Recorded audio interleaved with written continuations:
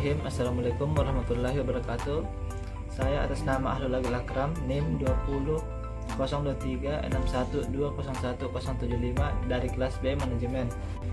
Saya akan menjelaskan beberapa materi yang pertama, yaitu konsep-konsep manajemen. Manajemen dalam bahasa Inggris yaitu to manage, yang artinya diatur.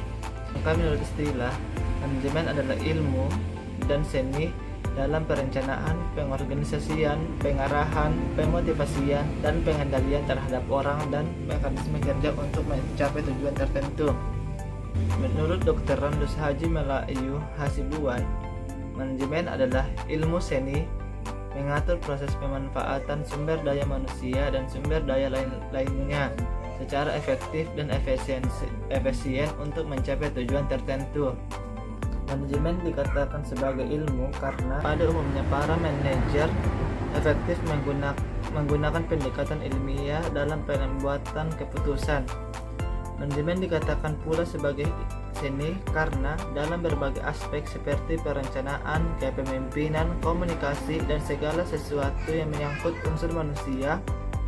Bagaimanapun manajer juga menggunakan pendekatan artistik atau seni. Untuk mencapai tujuan yang telah ditentukan diperlukan alat-alat sarana atau tools. Alat-alat sarana atau tools tersebut dikenal dengan istilah 6M, yaitu man atau manusia, money atau uang, method atau bahan, machine atau mesin, dan market atau pasar. Dalam manajemen sering timbul beberapa pertanyaan, yang diantaranya apa yang bisa diatur dalam manajemen. Yang bisa diatur dalam manajemen yaitu unsur-unsur manajemen atau dikenal dengan istilah 6M, seperti man, money, method, machine, dan market. Yang kedua, kenapa harus diatur? Agar 6M tersebut dapat berguna terkoordinasi untuk mencapai tujuan yang optimal. Yang ketiga, di mana harus diatur? 6M tersebut diatur dalam wadah yang bisa kita kenal dengan organisasi atau perusahaan. Yang keempat, bagaimana mengatur manajemen tersebut? 6M tersebut diatur melalui fungsi manajemen yaitu POAS, seperti perencanaan, pengorganisasian, pengarahan, dan pengendalian. Serta siapa yang mengatur manajemen tersebut? Yang mengatur manajemen tersebut adalah pemimpin atau para manajer. Adapun fungsi-fungsi manajemen menurut para ahli, yang pertama, menurut Roger Arteri, fungsi manajemen yaitu planning, organizing, actuating, dan controlling. Yang kedua, menurut John Robert B, fungsi manajemen yaitu planning, organizing, commanding, dan controlling. Yang ketiga, menurut Lois A. Allen, fungsi manajemen yaitu leading, planning, organizing, dan controlling. Dan yang terakhir yaitu menurut Harry Foyle, fungsi manajemen yaitu planning, organizing, commanding, coordinating, dan controlling. Adapun peran manajemen dalam organisasi yaitu agar organisasi dapat mencapai tujuannya, maka setiap manajer melakukan kegiatan manajemen yang efektif dan efisien. Materi selanjutnya yaitu manajemen dan lingkungannya.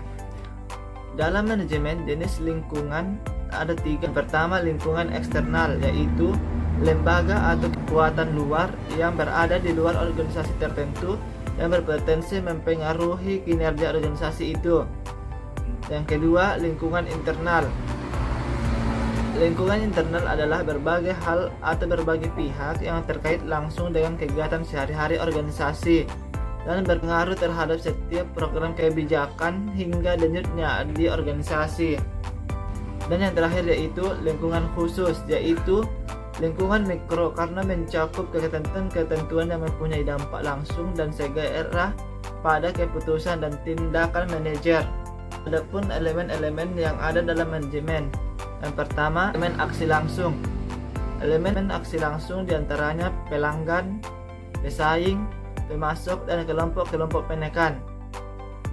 Adapun elemen aksi tidak langsung seperti kondisi ekonomi, kondisi politik atau hukum, kondisi sosial budaya, kondisi geografi, teknologi, dan globalisasi. yang termaksud dalam lingkungan internal organisasi yaitu pemilik organisasi, tim manajemen, para pekerja atau para karyawan, dan lingkungan fisik organisasi. Sedangkan lingkungan internal perusahaan yang termaksud di dalamnya ialah karyawan, dewan komisaris, pemegang saham, dan modal dan serta peralatan fisik. Adapun hubungan lingkungan dan organisasi menurut James D. Thompson.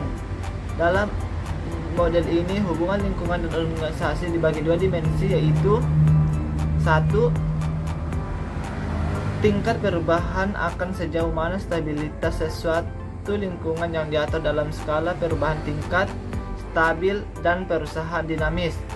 Yang kedua, tingkat homogenitas melihat sejauh mana kompleksitas lingkungan yang diukur dengan skala homogenitas sederhana dan homogenitas kompleks.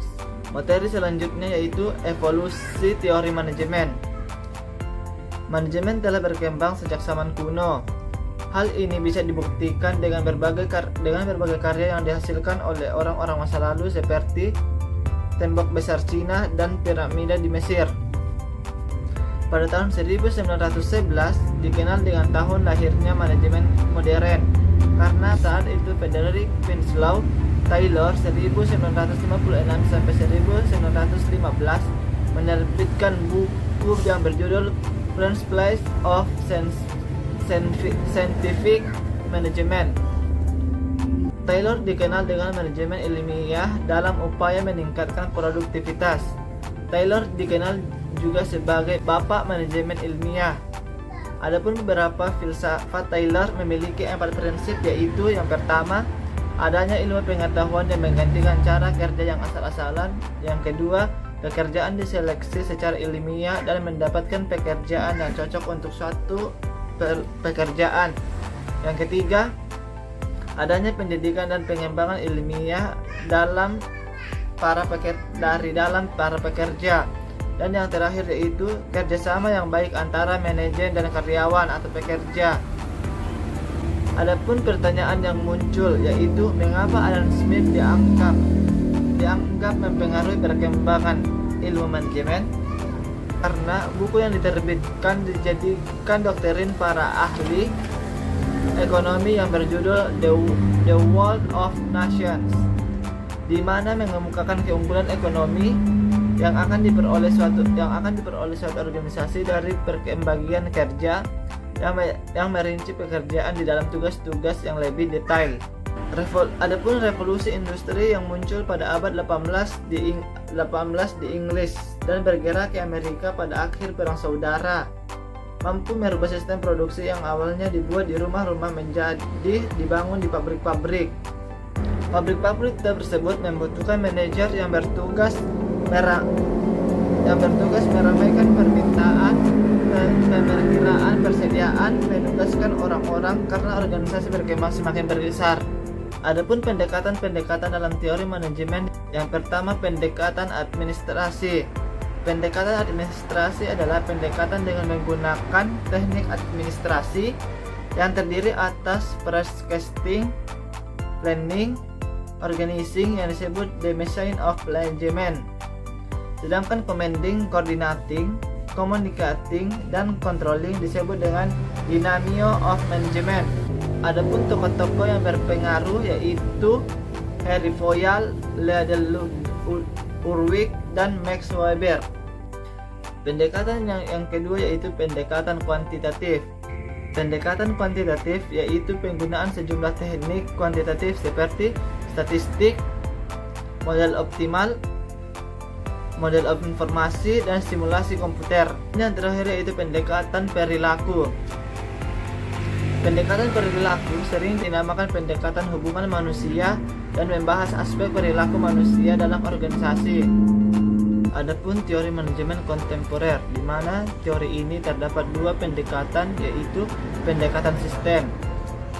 Pendekatan sistem pada dasarnya berupaya mewujudkan tujuan organisasi berupa output yang bermanfaat bagi lingkungan.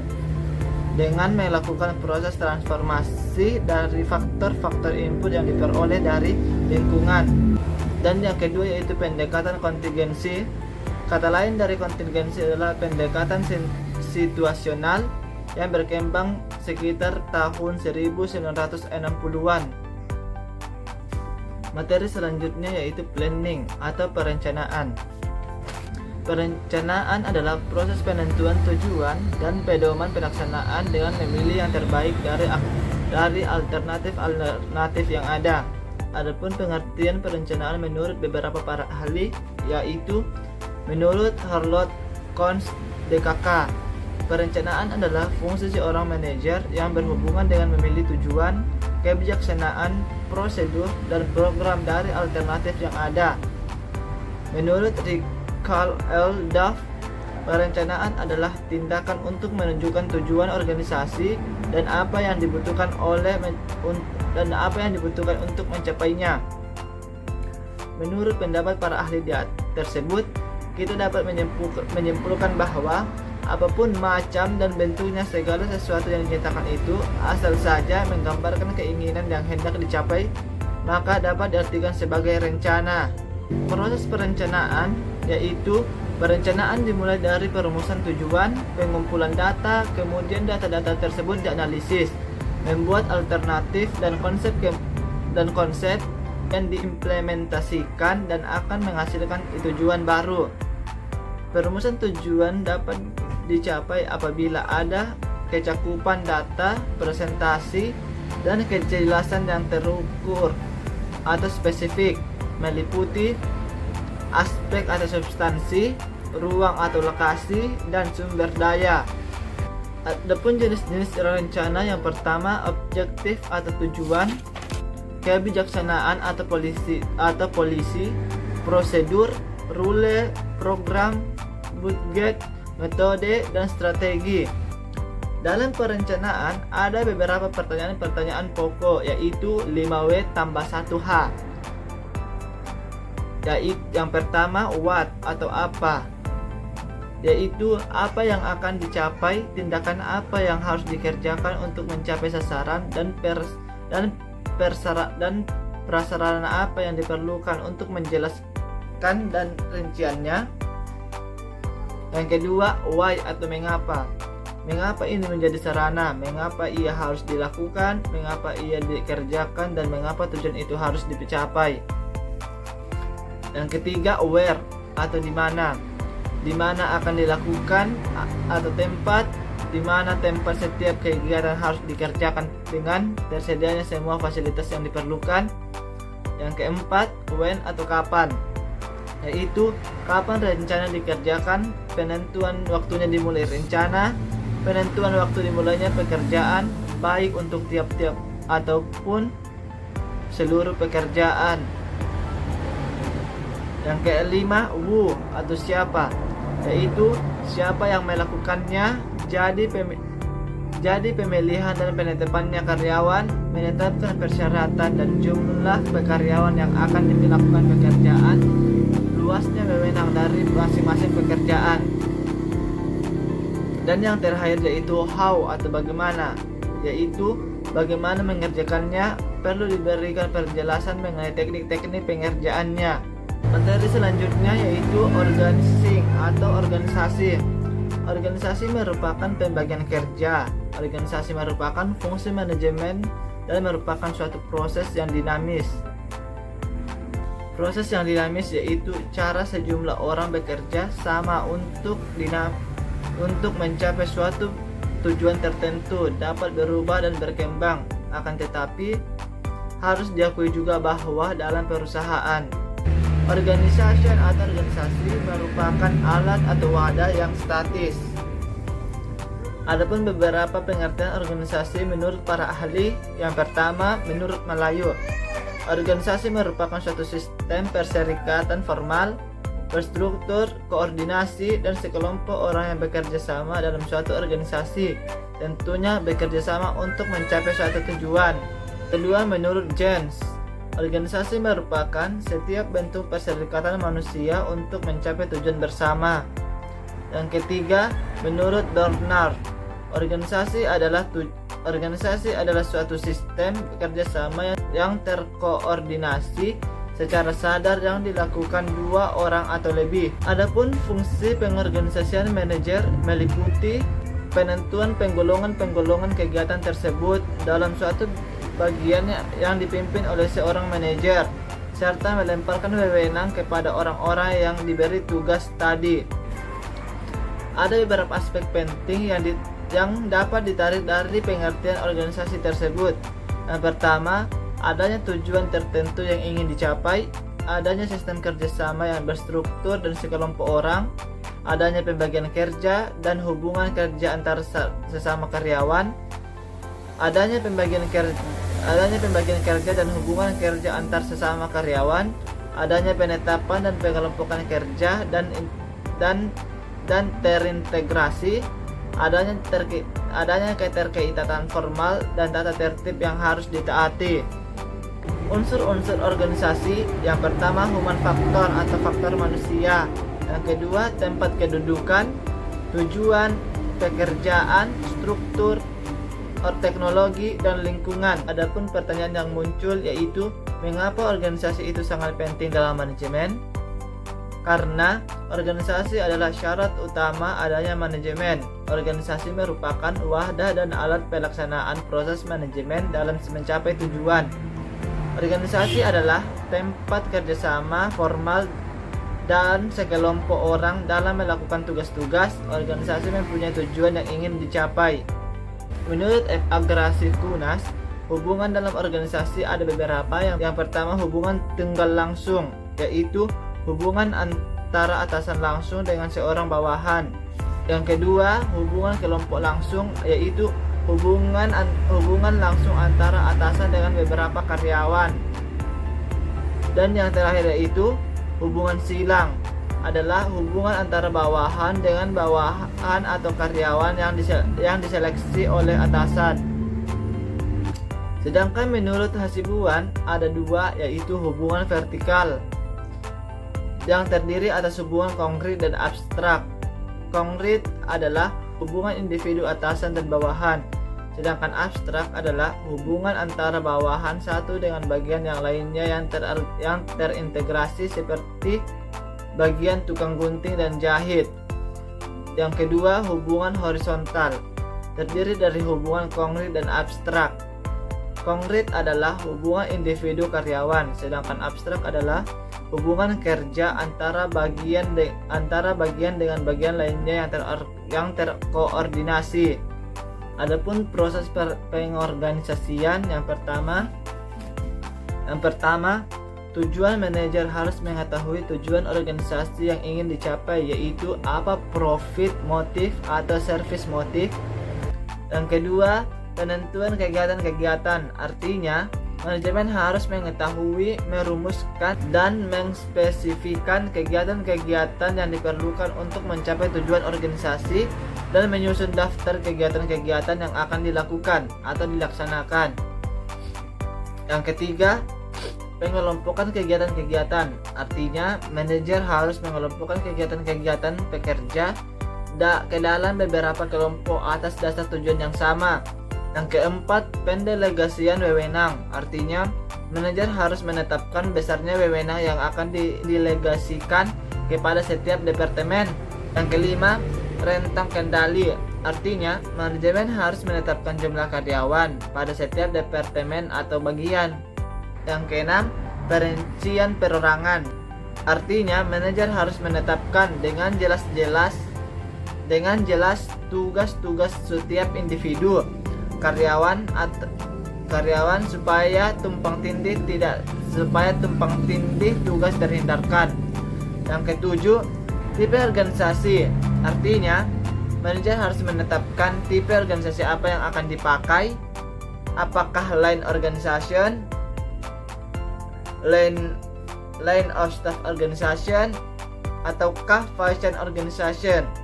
Dan yang terakhir yaitu struktur organisasi atau organization chart atau bagian organisasi. Artinya Manajer harus menetapkan struktur organisasi yang bagaimana akan diperoleh, apa struktur organisasi, segitiga vertikal, segitiga horizontal, bentuk lingkaran, berbentuk setengah lingkaran, berbentuk kerucut, vertikal atau horizontal, ataukah berbentuk oval.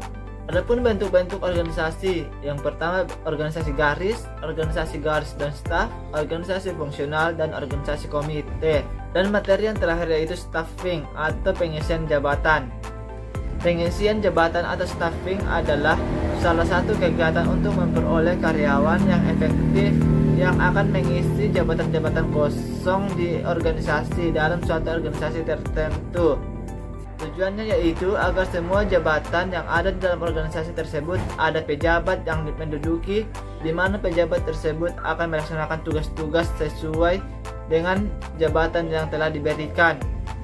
Pengisian jabatan ini dilakukan dengan cara penarikan, diseleksi, kemudian para karyawan tersebut ditempatkan di tempatnya masing-masing, sehingga karyawan dapat bekerja dengan efektif dalam menjalankan tugas yang telah diberikan.